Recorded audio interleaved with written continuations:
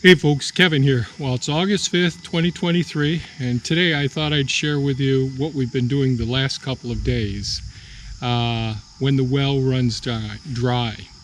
So we've been really blessed. About 47 years ago, we had a company, Castor Well Drilling Service, come out and drill a well that I guess is just a little over 100 foot deep. And they drilled a well, and it's lined by 6-inch steel pipe, mostly 20-foot lengths hooked together. And we have had all, great experiences with our well over the years. Now, I did have to replace one of the pumps, and we replaced it with a Gould pump about, I'm thinking it's about 12 years ago. All the time seemed to run together, and we're really dependent on our water, and we have a really good recharge rate, so we can use quite a bit of the water to be able to irrigate our gardens and all the garden plots that you've been seeing as time goes on. And we have woken up in the morning and discovered that, the water pressure is really low and it's a little cloudy. And what usually has happened is one of the timers on the drip irrigation systems or one of the other water systems that we've had over the years stayed on. The timer didn't turn off. And so that was going for 12, 24, 36 hours. And with all the other things, doing laundry with a multi-cat household and all of the things that we do, ends up causing the well to the usage of water exceeds the recharge capacity of the well. And so what we do is I usually come out and go through to each one of the hydrants and go to the timers and make sure they're working well. And if there's one that's messed up, I turn it off.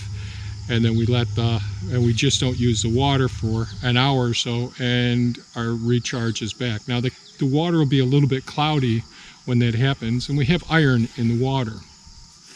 Well, 2 days ago, when we woke up, there was no water coming out of the pump, out of the faucets. So I walked out to each one of the timers, and they all seemed to be off.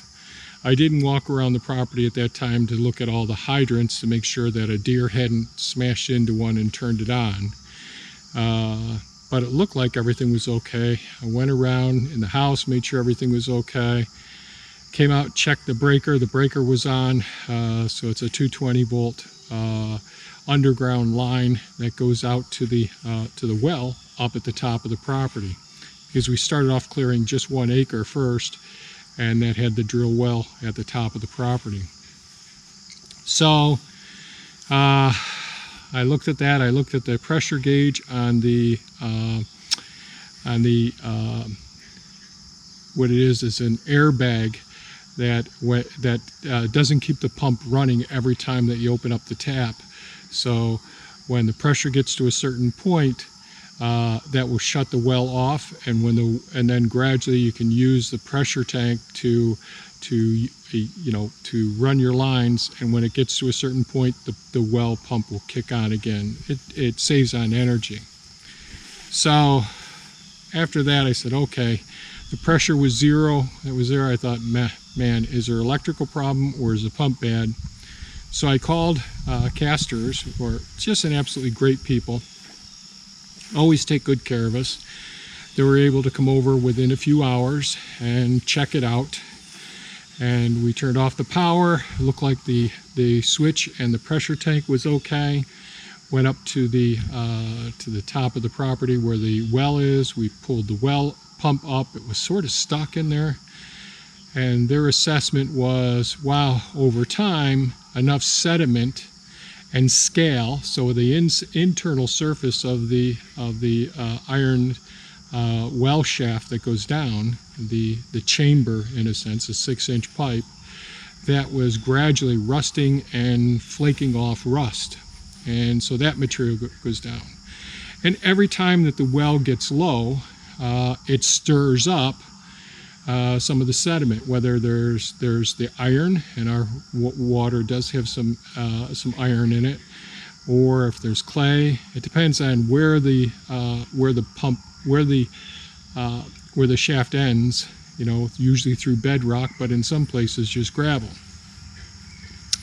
So we shortened the pipe and we're able to use it for a day, but there was all sorts of brown water coming up as a result of it.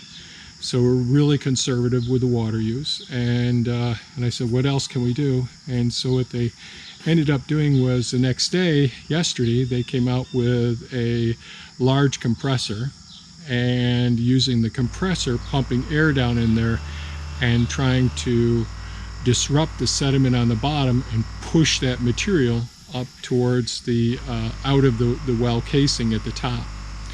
So they did that for a few hours and then they re-lengthened, put 2 more feet back onto it, because the day before they shortened it so that the pump wouldn't be setting in the sediment at the bottom of the pump. Now these pumps, the way that they're designed, they don't suck from the bottom of the pump, these submersible pumps. They suck from about midway. There's a screen system there. And the pump looked good, wiring looked good and all, and so they pumped that. So I may be showing some footage now, or I'll show it in a couple of minutes. But that compressor just kept pushing that material up and all. Then we let the well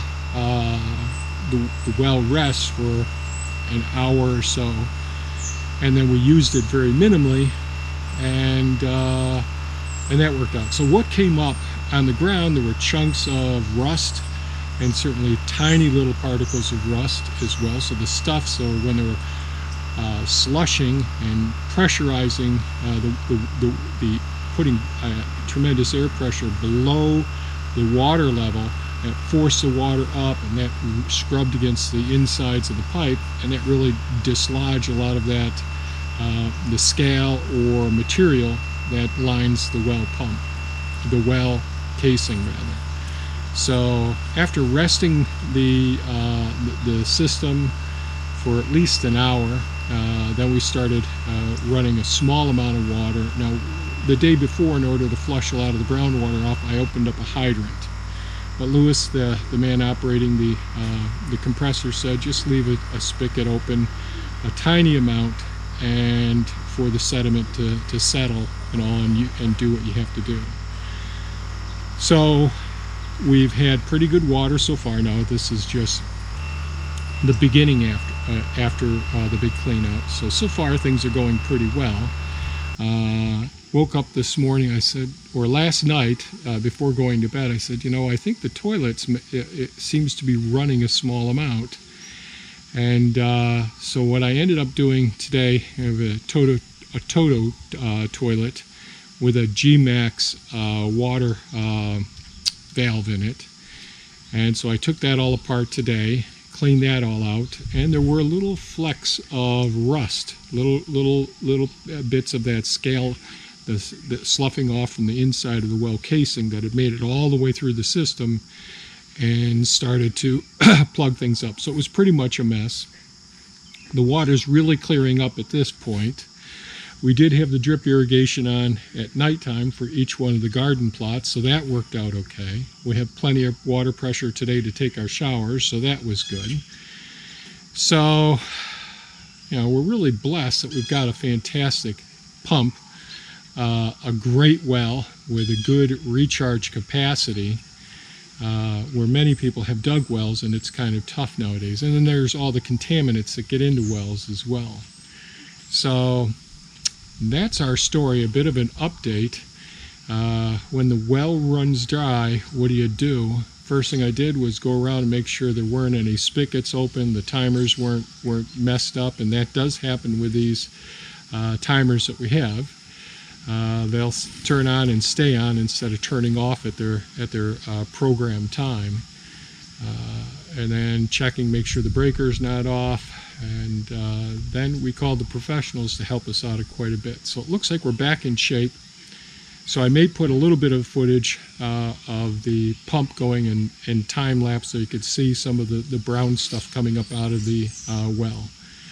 So that's about it. It sort of put a damper in our last couple of days. You never know what's going to happen. So just wanted to share that. Water is so important. Good shelter, temperature control, whether it's air conditioning on those blistering hot days or heat during the winter time, water, and having good, clean, healthy food. All of those things are so important. And sleep. So I think that's about it. I hope everybody stays safe. And that's our story about what we do when the water runs out. Thanks so much and have a great day. Bye-bye now.